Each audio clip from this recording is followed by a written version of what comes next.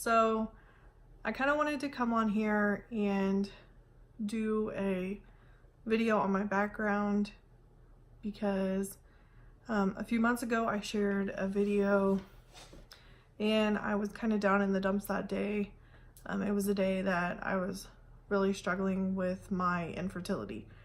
So I thought it would be good if I came on here and kind of introduced myself and just explained a little bit more about our infertility journey and what all we've been through.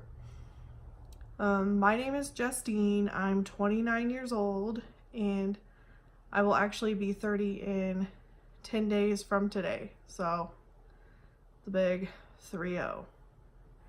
My husband Ryan, he is actually going to turn 30 on Christmas Day. So we are both going to be 30 this month, and he is actually 2 days older than me, which I think is really cool. So he owns a mechanic shop here in town, and I am a assistant manager for a bank here in town. So that's just kind of what we do for our day-to-day job. We have been married for almost 10 years. It will be 10 years this February 28th. We have been trying to have a baby since we got married. We both knew that we wanted children right away, which is funny because we were 19 when we got engaged and just turned 20 when we got married, which at the time felt so grown up.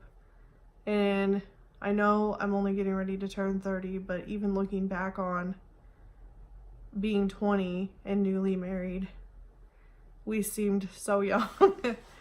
But like I said, we both knew that we wanted children right away. So I got off the birth control pill when we got married, and we immediately started trying to have a baby. And obviously years have went by and we don't have any children unless you count our 2 boxers. We have 2 boxers. We have a male, his name's Kuda, and we have a female, her name is Willow, and they will be 9 years old this January. So we got them about a year after we got married. We definitely consider them our children. And I will put a few pictures of them in this video so you can see. They are brother and sister, and they're the cutest dogs, and we're so lucky to have them in our lives.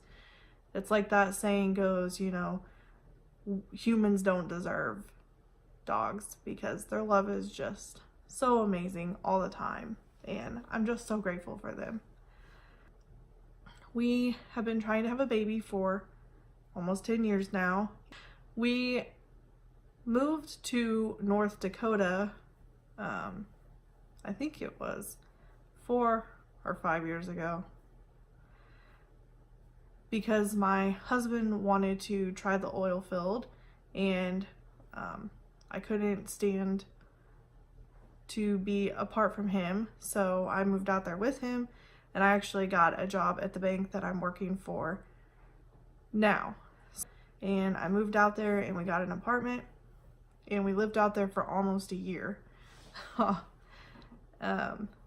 We just missed home so much. You know, we both were born and raised in Missouri, and we just, all our friends and all our family are here, and it was just so sad being away, that far away, because it's an 18-hour drive from Williston, North Dakota to Versailles, Missouri. So it was miserable being that far away, and we couldn't wait to get home. And the bank that I was working for had a position open in my hometown, and it was for the assistant manager position, and I thought, I'm just gonna go out on a limb here and apply for it. And I did, and my husband said that if I got it, that we would just move back and be done with North Dakota. So praise God, I got the position and we moved home. We decided that when we moved back home, we really wanted to pursue fertility treatments and just seeing a fertility doctor and trying to have a baby. So we went to a fertility doctor about an hour and a half away from where we live, and they did a bunch of testing on me. I mean, a bunch. They took probably 100 vials of blood. I mean, I don't think it was 100. It was probably like 20 to 30, but it felt like 100 vials of blood. They checked all my hormone levels. They checked my insulin. I did the glucose test. That was fun. They did the test where you go in and they inject the dye into your tubes to see if your tubes are blocked. And I had no idea how painful that test was. And right before they were getting ready to do it, they're like, this is gonna hurt. You might want your husband to come over here and hold your hand. I was like, what? And he come over there and yeah, it freaking hurt. Maybe I'm a baby, but I thought it hurt. I don't know. Luckily though, my tubes weren't blocked. They did a ultrasound on my ovaries and everything to see how my uterus looked and my ovaries and all that. And then they did a semen analysis on my husband. And we came back in and they said that basically they thought that I had PCOS. And then they diagnosed me with PCOS.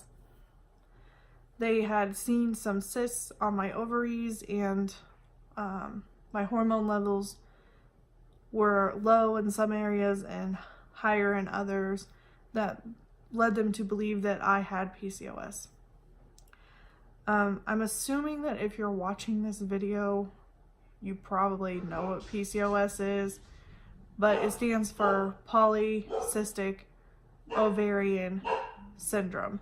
And if you're not for sure what it is, just Google it. There's a ton of stuff out there. But anyway, I have PCOS. And basically what it does is it just comes in and jacks up all your hormones. Just jacks them right up. And makes it hard for you to ovulate. It makes it hard for you to carry a healthy pregnancy. And it causes many other things like hair loss, facial hair, which luckily I don't have a problem with either of those. Irregular periods, weight gain, just a bunch of different things. So knowing what my diagnosis was, they said that my uterus and my ovaries looked good. And they thought that we would be a good candidate for IUI.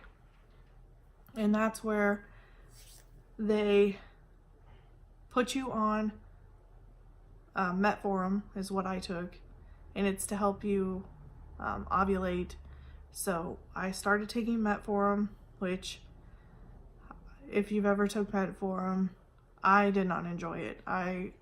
It made me feel terrible, super hormonal, and just ugh.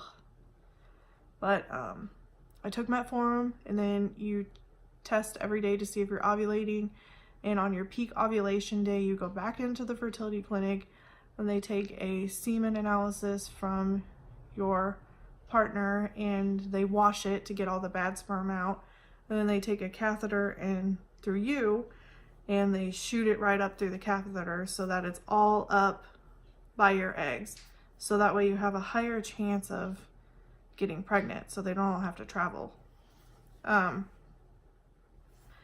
Unfortunately though, the first round of IUI we did not get pregnant. And then we went straight into a second round of IUI, and I did not ovulate that month. I never tested and got a positive for ovulation. So by then I was feeling really discouraged, just super discouraged. And especially with taking that medicine, I was so emotional. Like I was crying all the time, and back then that wasn't common for me to be that emotional. Like I don't get upset easily. So for me to be crying over everything that was a big deal. Now, and I don't know if it's just because I'm getting older or what, but I seem to cry a little bit more than I used to. But anyway, I told my husband that I really thought that I needed to take a break from IUI. I was like, I want to get off this medicine. I want to just feel like myself again for a little bit, and then we can try it again. And he agreed. He was totally fine with that. For whatever reason, life, I don't know, we never went back to the fertility doctor. This was 5 years ago. A year ago, last November, so a little over a year ago, we had our first miscarriage, which I hate to say that it's my first miscarriage because I'm fairly certain that I've had at least 2 before that, but I never had a positive pregnancy test to confirm that they were miscarriages. And if you don't have a positive pregnancy test, the doctor doesn't consider it a miscarriage. But I mean, everybody knows their body and they know when something is completely different from a period. And also, I think a lot of the times you have intuition about what's going on. This was my first actual miscarriage that the doctors considered, but about a year ago, I decided that I was going to start running. So what I did was I went to the gym and I ran for 1 minute and walked for 3 minutes, and then ran for 1 minute and walked for 3 minutes for 30 minutes a day. And I just tried to increase how many minutes I was running per week until I was able to run 30 minutes straight. And I think that it took me a month or so before I could run 30 minutes straight. And the first time I ran 30 minutes straight, it took me like almost an hour on the treadmill. It was crazy, but I was determined. Anyway, and then I started getting faster on the treadmill because I was getting comfortable, and I think once you know that your body is capable of doing it, you're just able to push through stopping. Well, the lady that owns the gym, I think she noticed my progression, and she invited me to come out running with her and the running group here in town. And I was super nervous because a lot of the people in this group run marathons. They just run 3 miles a day is nothing to them. They run 10 miles a day.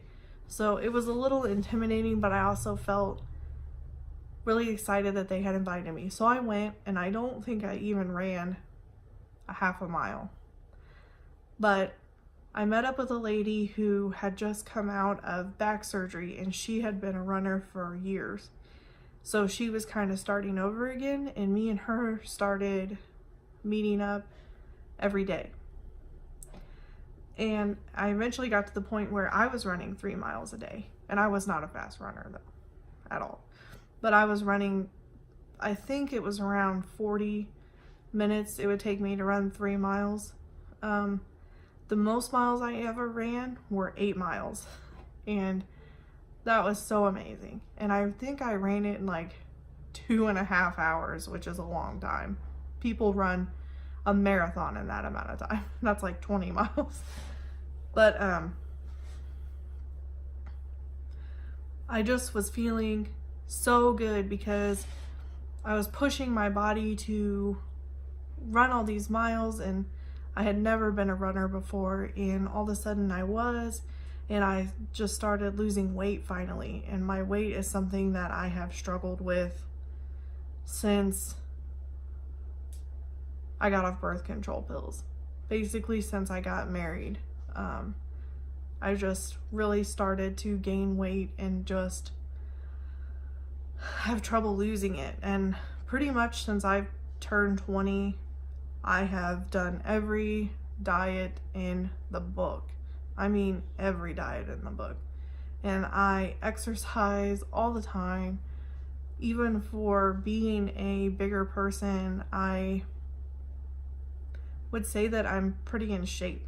I have really good stamina for being a larger person, just because I do exercise. I just really struggle with losing weight, and you know, my fertility doctor told me it is going to be harder for me because of my hormones and the situation I'm dealing with PCOS. But really the only way to counteract PCOS is to lose weight. And I do fully believe that that's true, because I had built up my running and I had probably lost close to 50 pounds. And I started noticing that I was feeling different, just really bloated, so much so that my pants were tight, but I had lost a bunch of weight, so I didn't understand. It wasn't like I had gained weight, but I was just so bloated my pants wouldn't fit, and I was tired and just kind of achy feeling. And then it dawned on me, I'm like, you're pregnant. And then of course, because I had tried to convince myself this for years and I never actually was, I immediately started telling myself, don't do that, don't tell yourself you're pregnant. You know, you're just gonna get yourself excited for something that's not gonna happen, and just don't do that to yourself. But the symptoms kept getting worse, and I kept not getting my period, and I'm not the type of person that will take a pregnancy test before my period is due, because like I said, we've been trying to have a kid for almost 10 years now, and I have taken so many pregnancy tests, I just don't even waste my time. If it's not time for my period yet, or it's like right around the time of my period, I will not take a pregnancy test. It has to be like, my period has to be a week late before I will even consider taking a pregnancy test. So it was the end of the month, and I think it was the last day of that month, and I should have had my period 2 weeks before that. And I was finally like, okay, you need to take a pregnancy test. And I'll never forget it. It was the day before Halloween. And I came home and I took a pregnancy test, and it was positive. And it's almost like when you've seen so many negative pregnancy tests, to finally have that positive come up, it's like I've done gone mad. Is that really there right now? I couldn't even get that excited right off the bat, because I was just so in shock and wanting to make sure I was actually seeing what I was seeing. And my husband comes in because he knew I was taking a pregnancy test, and he wanted to know what it said, and he saw it and he just fell to the floor. And he was so excited. And when I saw his reaction, I knew it was real. And I started crying, and he started crying, and we were just so happy. And immediately he was like, I want to tell my parents. And I was like, okay. So we drove over to his mom and dad's house and called all his brothers and sisters over and told them the news, and everybody was ecstatic for us because they know how long we've been wanting this. And we're so excited. And then I immediately told my mom and my dad, and they were so excited. And we even went and told my grandma and Ryan's grandparents, and everybody was just so happy. And Ryan and I were on cloud nine.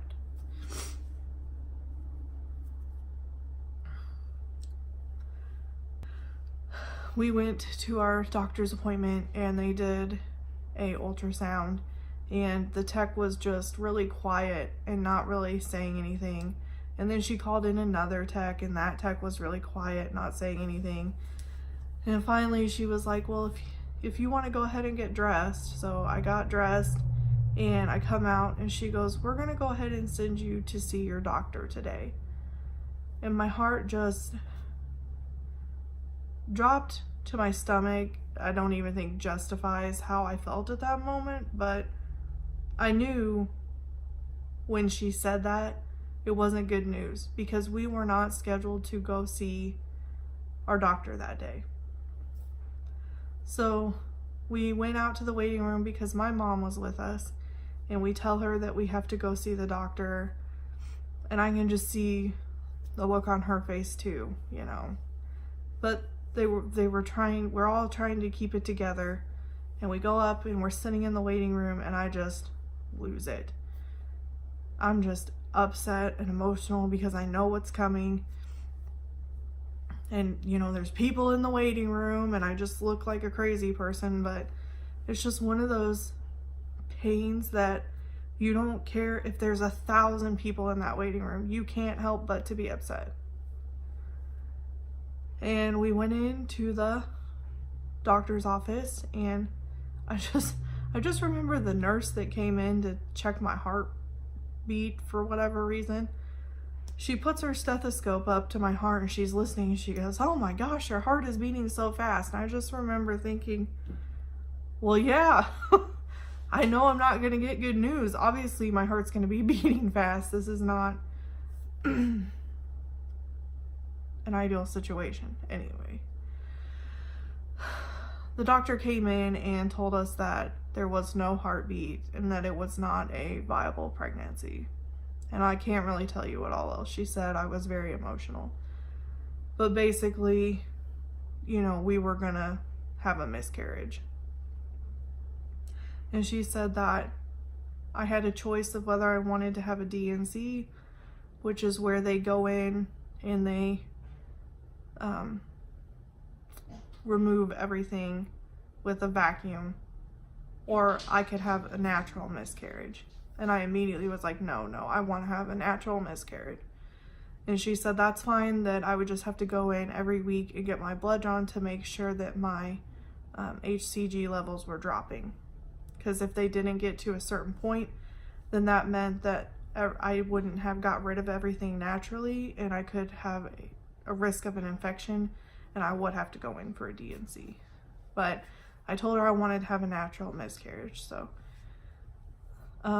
we left, and she kind of told me what to expect, and she was very nice. She's like, I just want you to know, I know you've been trying for a long time. She goes, but the fact that you got pregnant naturally without any help, you know, you really should be glad for that, because that means that your chances of getting pregnant again naturally are really good. But I just remember getting in the car to go home and thinking to myself, I just want to get this over with. And I don't know if that sounds crass or not, but that's just how I felt about it. And I just prayed. I just closed my eyes and I prayed to God, and I said, God, please just let me start bleeding. If this is not a viable pregnancy, I want to start bleeding, Lord. And I got home and immediately started bleeding, but it was not a fast process.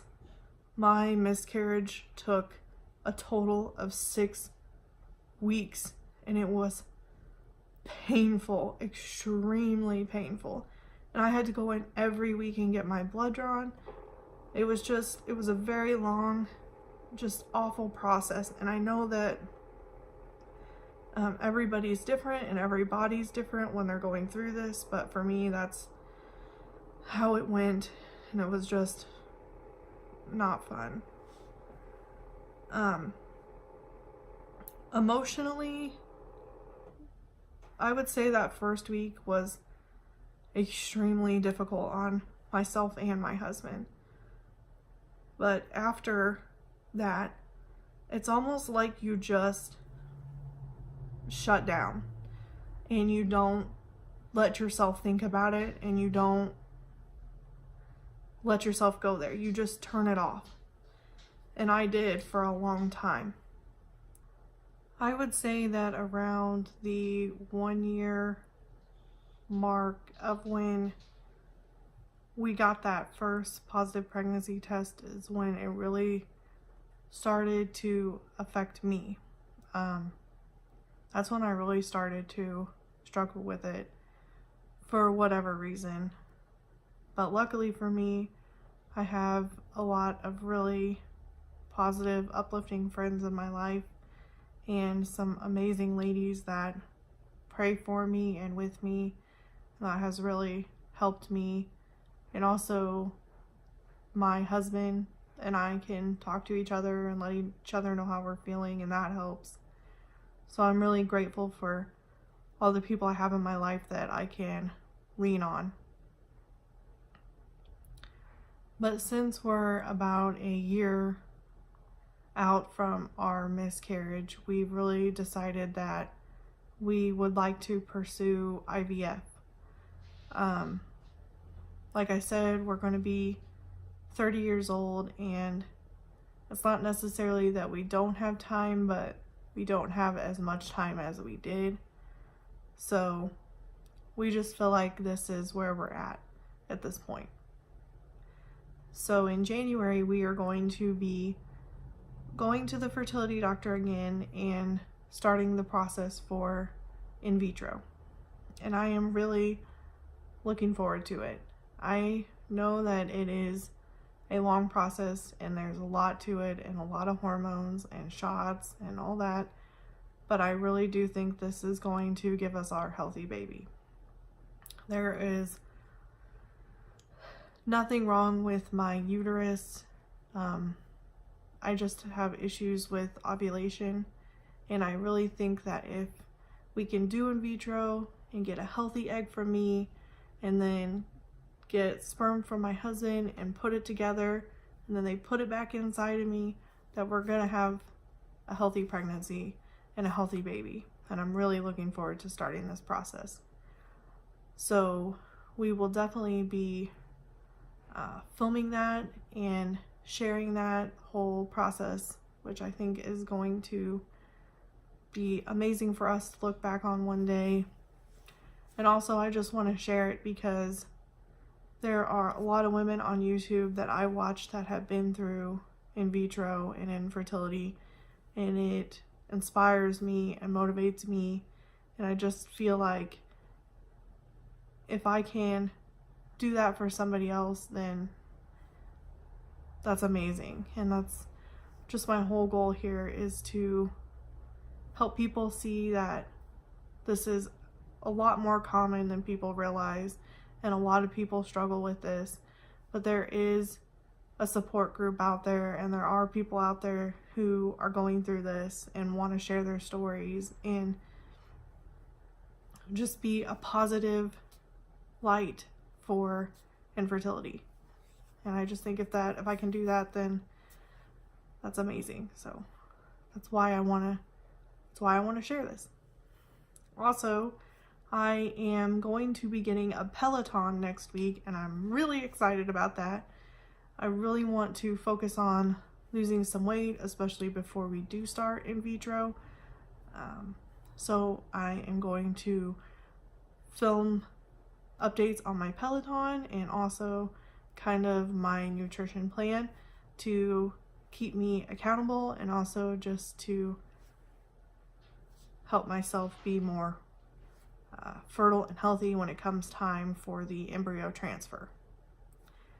So I just really appreciate you all listening, and if you have any questions, please let me know.